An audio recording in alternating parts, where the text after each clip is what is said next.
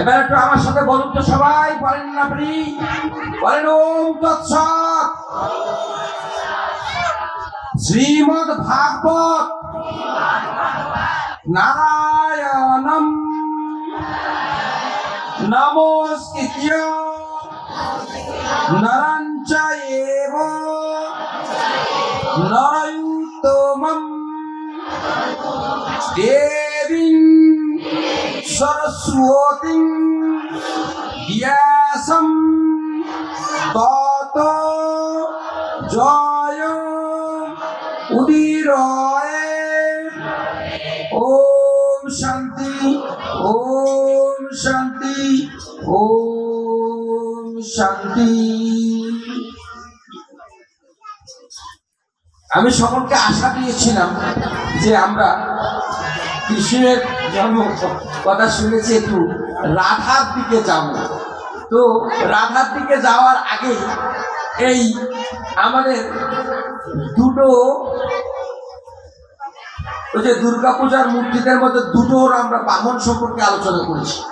আরো কয়েকটার আছে যেগুলো আমরা একটু আলোচনা করতে পারি। তা আমরা আসলে দেবতাগুলো তো আমরা চিনি, তাই না মা? আমরা দেবতা চিনি না? চিনি। আমাদের কি কি দেবতা আছে কয়েকটা নাম বলতে পারবেন? কি কি মা? লক্ষ্মী, সরস্বতী, আর কি?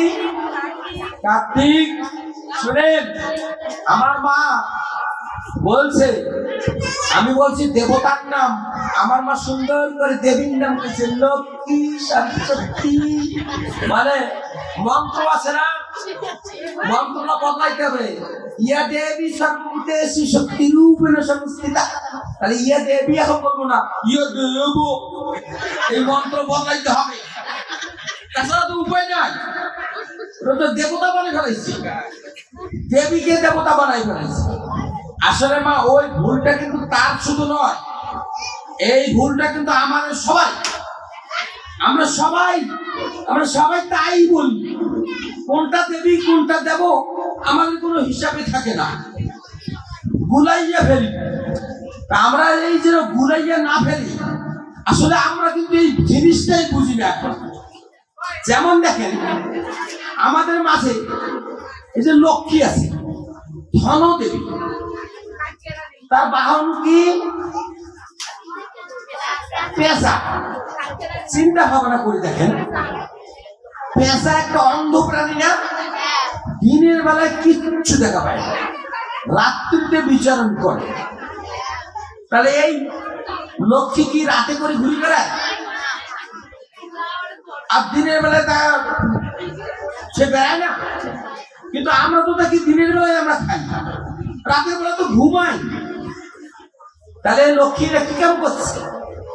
পৃথিবীর এতগুলো প্রাণী থাকতে কোথাকার একটা বিবান্ধ পেঁচাকে বাহন হিসেবে নিয়েছে, একে বলে ডাকাত করে উড়ে নিয়ে বেড়াবে। চিন্তা ভাবনা করে দেখুন, অত বড় বড় প্রাণীগুলো আছে, হাতি ঘোড়া কত কি, সেগুলো বাহন হিসেবে না নিয়ে পেঁচা বলে বাহন হিসেবে নিয়েছে। পেঁচা কি তাকে নিয়ে যেতে পারবে? হ্যাঁ? তাহলে তো চিন্তা ভাবনা যদি করি, আমাদের বাড়িতে আমাদের মাইয়েরা, আমাদের বোনেরা, তারা কি করে? বৃহস্পতিবারে কি পূজা করে? লক্ষ্মী পূজা করে। দিনে করে না রাতে করে? দিনে করে। পেঁচা দিন কি নিয়ে আসতে পারবে লক্ষ্মীকে? তাহলে কেমন করে তার পুজো হইল? এই জন্য আমাদের ধন নাই, বিরোধ পুজি আমরা, আর পেঁচা আনি দিতে পারে না লক্ষ্মী, আর আজ পুজব, তাই না? আগেই বলেছি, এই মূর্তিগুলো পূজার জন্য না, এগুলো বুঝার জন্য। এগুলো বুঝতে হবে। যদি তোমার ধন হয়, দুই রকমের ধন, বৈষয়িক ধন আর ভক্তি ধন। এই ধন হলে যেন কেউ অহংকার না করে। পেঁচা যেমন কিছুই দেখা পায় না দিনের বেলায়, আমরাও তেমনি ভাবে আমাদের জ্ঞানের আলো অহংকার যেন না করি, আমাদের ধনের অহংকার যেন আমরা না করি।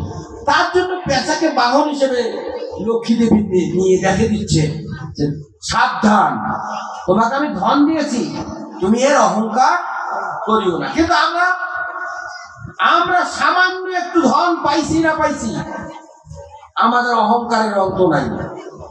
1 বিঘা জমি যার দেখলে চলন ফরম গমন দেখলে মনে হবে 10 বিঘা জমি আছে।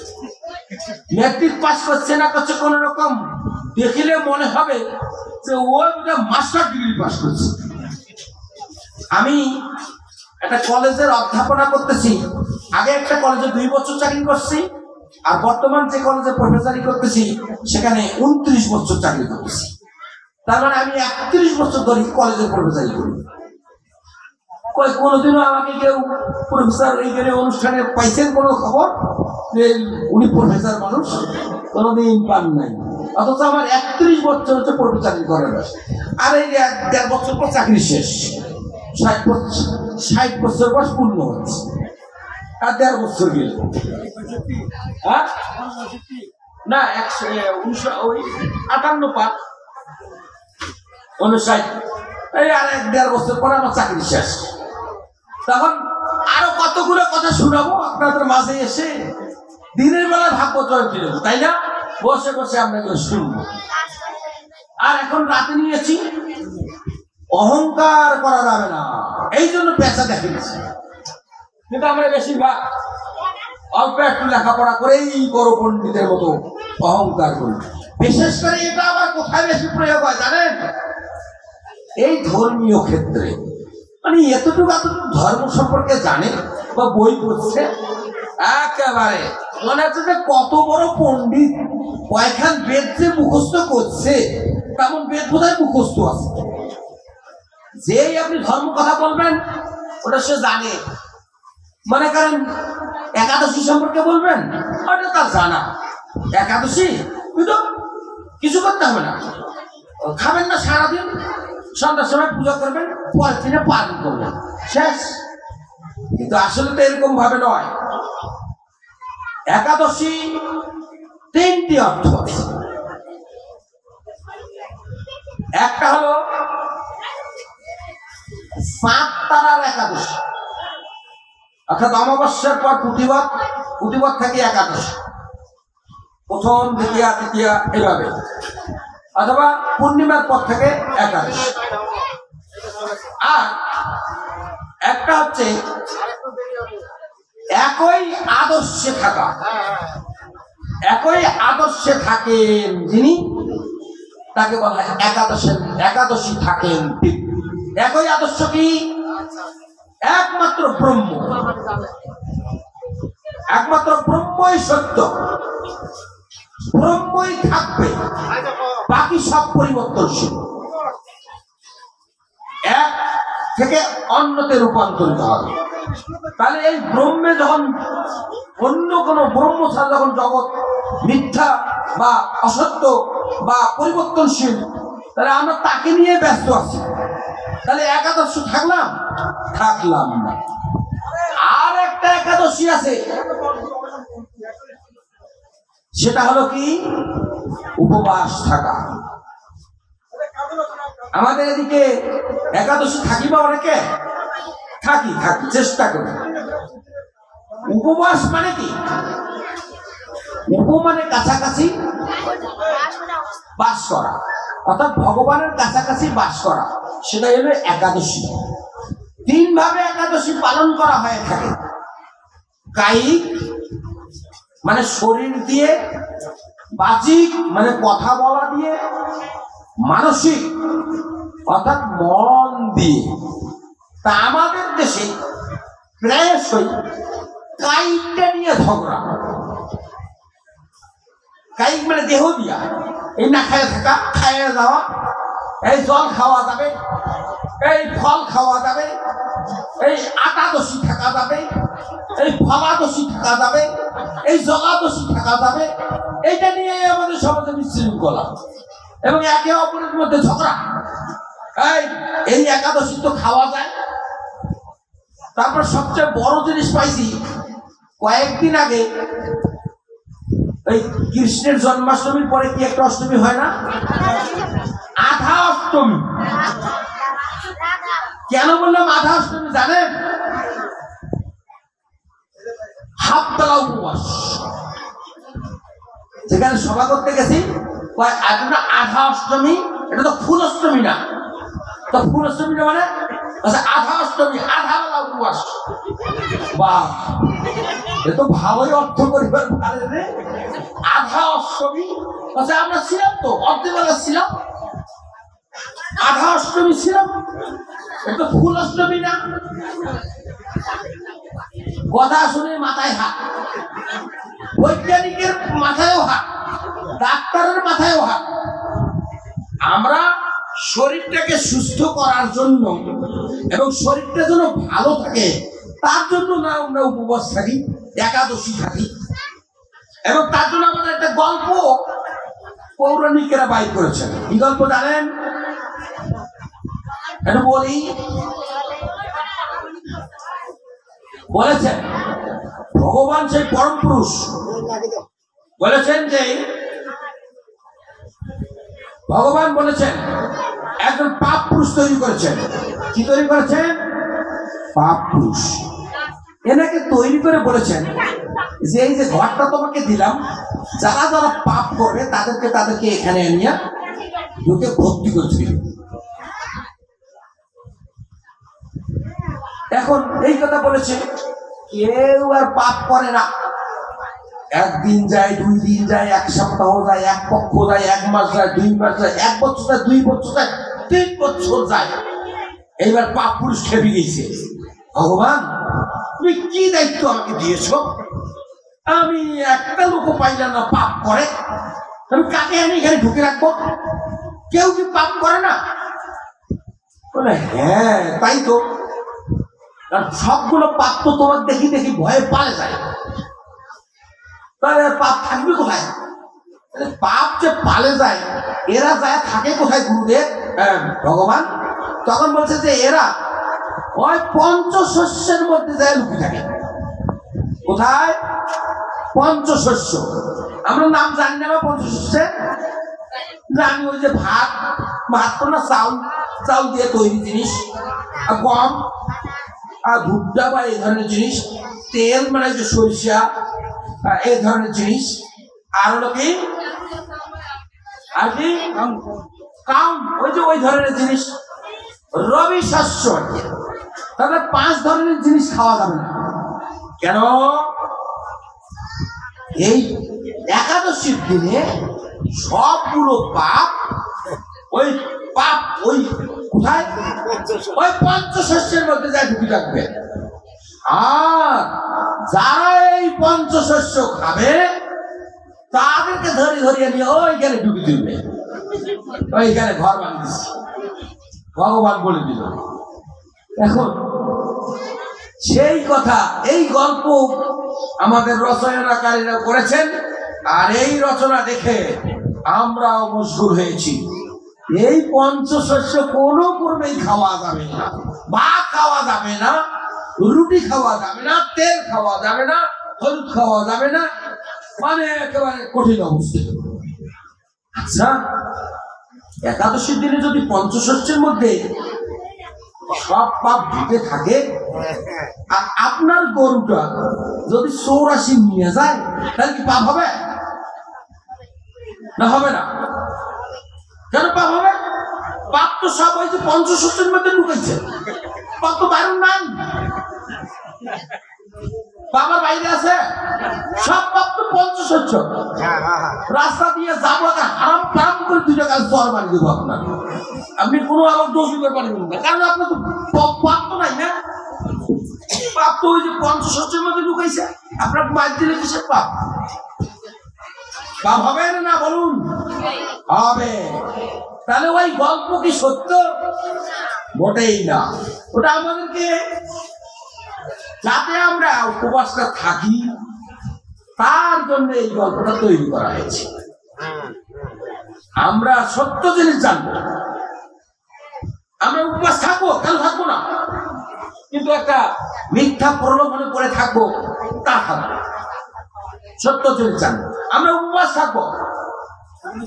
বৈজ্ঞানিক নিয়ম অনুসারে 12 ঘন্টা পর্যন্ত, 12 ঘন্টা না 24 ঘন্টা পর্যন্ত, প্রায় 24 ঘন্টা আমাদের শরীরের মধ্যে যে খাদ্য কণাগুলো আছে সেগুলো সম্পূর্ণরূপে ডাইজেস্টিভ হইতে সময় লাগে।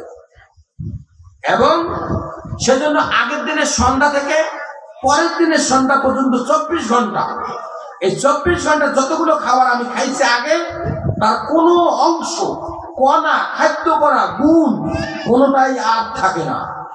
এই জন্য এই 24 ঘন্টা পর্যন্ত আমরা কোনো কিছু খাবো না, শুধু পঞ্চশস্য না, অন্য কিছুও খাবো না। তবে বৈজ্ঞানিকেরা বলতেছেন যে এই সময় জল খাওয়া যেতে পারে। কেন? আচ্ছা, জল কি কোনো খাদ্য কণা? এটা খালি কি শরীর রক্ত হবে? জল খাইলে শরীর রক্ত হবে? জল খাইলে কি শরীরে বল হবে? তাও হবে না। তাহলে জল কিন্তু কোনো খাদ্যের মধ্যে পড়েছে না, ওই জন্য জল খাবেন। আমাদের ডাক্তাররা বলছে উপবাস থাকবেন কিন্তু জল পান করবেন, পর্যাপ্ত জল পান করবেন।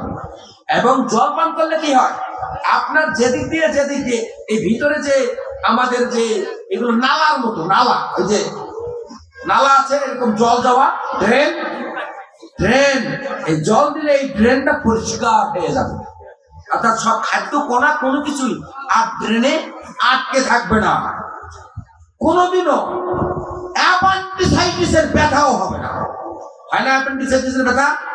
অনেকেরই হয়ে থাকে, ওই বেলা কোনো একটা খাদ্য ওখানে ঢুকে দিয়েছে। তো এইরকম যদি একাদশী দিনে জল পান করা যায় পর্যাপ্ত পর্যন্ত, ড্রেন পরিষ্কার হয়ে যাবে, তাহলে আর ড্রেন পরিষ্কার হলে আপনার কোনো অ্যাপেন্ডিসাইটিসের ব্যথা হতে পারে না, ডাক্তার না বলতেছে। এখন সনাতন ধর্ম এটা কি বৈজ্ঞানিক উপায়ে যুক্তিযুক্ত? না শুধু বৈজ্ঞানিক নয়, মনের উপর যুক্তিযুক্ত। এটা বৈজ্ঞানিক ধর্ম, এটা বিজ্ঞান সম্মত ধর্ম। আমাদের বিজ্ঞান যা বলতেছে আমরা তাই মান্য করার চেষ্টা করছি। অতএব আমাদের যেভাবে এখানে বিজ্ঞানের দৃষ্টিতে আমাদের খাদ্যগুলো হজম হওয়ার কথা বলা হয়েছে, আমরা সেইভাবে হজম করার চেষ্টা করব। ঠিক যেভাবে কৃত্তিকা নামে এক মহিলা ভগবানের কাছে আরাধনা করে যে ভগবান আমার একটা সন্তান দাও, তুমি হে প্রভু আমার একটা সন্তান দাও। কে একথা বলতে পারেন? কৃত্তিকা নামে এক মহিলা। বোঝেন নাই কৃত্তিকাটাকে? এক রাজা ছিল, তার নাম বৃষভানু, আর এই বৃষভানু সহধর্মিনীর নাম হচ্ছে কৃত্তিকা। কেউ কেউ তাকে কলাবতীও বলে। তাহলে এই কলাবতী ভগবানের কাছে আরাধনা করতেছেন, প্রভু আমার একটা সন্তান দাও। রাজা বৃষভানু এই সন্তানের আশায়, কামনায় আরো একে একে 7টা সহধর্মিনী গ্রহণ করেছেন, অর্থাৎ তার মোট 8টা বউ। এই 8টা বউ কিন্তু কোনো সন্তান নাই, নিঃসন্তান। এই নিঃসন্তান তিনি কি করেছেন? বিশ্বভানু ভগবানের কাছে অনেক আরাধনা করেছেন। এই আরাধনার প্রাককালে একদিন এই অষ্টসতীন যমুনাতে স্নান করতে গিয়েছেন। সেই স্নানরত অবস্থায় একটা পুষ্প মানে ফুল দেখতে পাচ্ছেন, ওই যে ভাসে ভেসে আসতেছে। বড় রানী কৃত্তিকা ছোট রানীকে হুকুম দিলেন, যাও আমাকে ওই ফুলটা এনে দাও। আগেকার দিনে আমরা জানতাম যে বড় রানী রানী আর ছোট রানীরা সবাই কিন্তু তার দাসী, এটাই নিয়ম ছিল। এবং রাজার যদি 5টা পুত্র থাকে, বড় পুত্র রাজ্য রাজা হবে, আর অন্য পুত্র মন্ত্রী হবে, তারপরে পুত্র সেনাপতি হবে। এইভাবে আগে সিস্টেম ছিল। তাহলে এই যে বড় রানী কৃত্তিকা, সে হলো রানী, আর অন্য রানীগুলো হলো তার দাসী। যেই ফুল আনতে বলেছেন তিনি ফুল ধরে এসছেন। ফুলটা নিয়ে দেখে যে ফুলটার মধ্যে কি যেন একটা নড়াচড়া করতেছে। আচ্ছা ঠিক আছে, ফুলটা নিয়ে বাসায় চলে যায়। এই বাসায় গেছেন, গিয়ে ওই ফুলটা এক জায়গায় রেখে দিয়েছেন। ওই এক জায়গায় রেখে দিয়েছেন যখন রাজ কার্য করতে বড় রানী ভুলে গিয়েছেন যে তার একটা ফুল তিনি নিয়ে এসেছিলেন। এভাবে একদিন, 2 দিন, 1 মাস, 2 মাস, 7 মাস পেরিয়ে গেল। 7ম মাসে আবার কি কাজ করতে গিয়ে যেন ওই ফুলটাতে হাত পড়লো। যেই হাত পড়লো সেই তার সম্বিত ফিরে পেল। ওই যে ফুলটা, ফুল কি এতদিনও 7 মাস পরে কি এই ফুলটা ফুল থাকবে? 3 দিন পরেই তো ফুলটা থাকবে না। কিন্তু ওই ফুল 7 মাসেও সুন্দর আছে। আর কি ফুলের মধ্যে যে এতটুকু রাখছেন দেখছেন, সেইটা অনেক বড় আকার ধারণ করেছে। তার মনে হলো যে এটা কি ব্যাপার, রাজাকে দ্রুত গতিতে খবর দেওয়া দরকার। রাজা বৃষভানুর কাছে খবর দিলেন। রাজা বৃষভানু এসে দেখেই আনন্দে আটখানা। প্রভু, তুমি তো আমার একটা সন্তান দিয়েই দিচ্ছ, এটা মানুষ। রাজ্যময় ডোল পিটাইয়া দিলেন। বড় রানী কৃত্তিকা অন্তঃসত্ত্বা হয়েছে, আমরা এখন সন্তানের পিতামাতা। সবাই রাজ্যের খুব খুশি। যথা সময়ে একটা কন্যা সন্তান প্রসবিত হলো। যেহেতু বহুত আরাধনা করে এই সন্তানকে পাওয়া গেল, তাই সন্তানটার নাম দিলেন রাধা রানী। কিন্তু দুঃখের বিষয়, সন্তানটা জন্মের পরেও তার চোখ ফোটে নাই। কি হয় নাই? চোখ ফোটে নাই। এখন বুঝতে হবে, আমরা এই কথাটা বললাম এইভাবে আর এইভাবে আমরা বুঝবো না, এর ভিতরে কি কথা আছে সেই কথাটা আমাদেরকে জানতে হবে। আপনারা জানেন ভানু মানে কি? সূর্য। ভানু মানে সূর্য। এই আমাদের এই দেহটার মধ্যে সাবিত্রী দেব বিরাজ করেন। কে বিরাজ করেন? সাবিত্রী মানে সূর্য বিরাজ করেন। আমরা যে গায়ত্রী মন্ত্র জপ করি, ওই সাবিত্রী দেব। আর বাংলা অর্থটা হলো সাবিত্রী দেবকে আমরা বলতেছি যে আমাদের এই হৃদয়ের মাঝে যে সাবিত্রী দেব আছে, ব্রহ্মা বিষ্ণু মহেশ্বর রূপী, তার বরণীয় তেজকে আমরা ধ্যান করি। এটা গায়ত্রী মন্ত্রের অর্থ। তাহলে এই বরণীয় তেজকে ধ্যান করি, এটাই হলো বৃষভানু। আমরা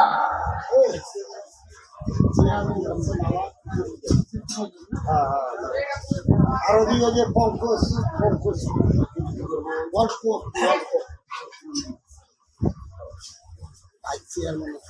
অল্প তারপরে আলোচনা হতে থাকবে, অসুবিধা নেই। লোকজন আছে তো, উঠতেছে না।